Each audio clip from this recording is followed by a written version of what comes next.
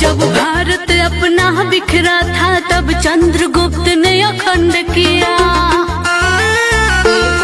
फिर अपनी कलम के दम पे उसे भीमराव ने बुलंद किया। जब भारत अपना बिखरा था तब चंद्रगुप्त ने अखंड किया, फिर अपनी कलम के दम पे उसे भीमराव ने बुलंद किया। उस देश के कुर्सी पे अब तो ऐसा ठग है बैठा, उस देश के कुर्सी पे अब तो ऐसा ठग है बैठा, जो देश को ऐसे बेच रहा कि नाम पड़ा विक्रेता। वो चाय बेचते बेचते अब बन गया देश विक्रेता। आया देश विक्रेता, देखो आया देश विक्रेता, आया देश विक्रेता, देखो आया देश विक्रेता।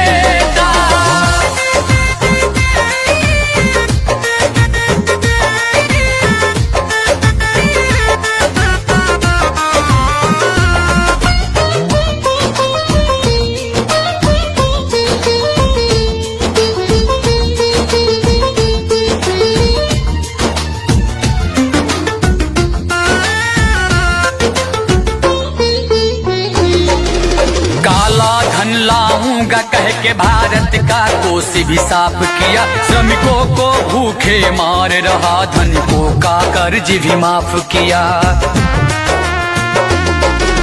काला धन लाऊंगा कह के भारत का कोष भी साफ किया, श्रमिकों को भूखे मार रहा, धनिकों का कर्ज भी माफ किया, धनिकों का कर्ज भी माफ किया, धनिकों का कर्ज भी माफ किया। लाखों का सूट पहन के भी खुद को फकीर है कहता, जो देश को ऐसे बेच रहा कि नाम पड़ा विक्रेता। वो चाय बेचते बेचते अब बन गया देश विक्रेता। आया देश विक्रेता, देखो आया देश विक्रेता, आया देश विक्रेता, देखो आया देश विक्रेता।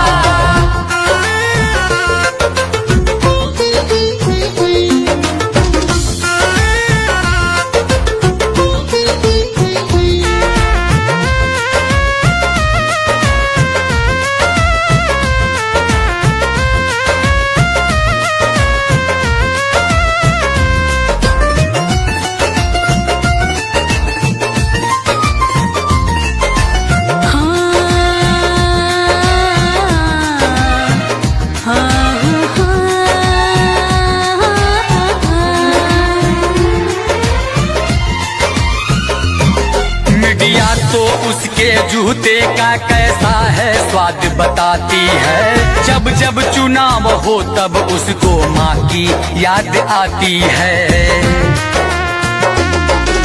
मीडिया तो उसके जूते का कैसा है स्वाद बताती है, जब जब चुनाव हो तब उसको माँ की याद आती है, माँ की याद आती है, माँ की याद आती है।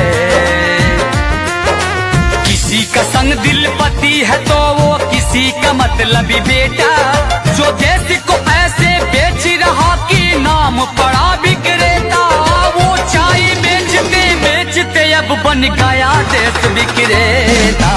आया देश विक्रेता, देखो आया देश विक्रेता, आया देश विक्रेता, देखो आया देश विक्रेता। जब भारत अपना बिखरा था तब चंद्रगुप्त ने अखंड किया, फिर अपनी कलम के दम पे उसे भीमराव ने बुलंद किया।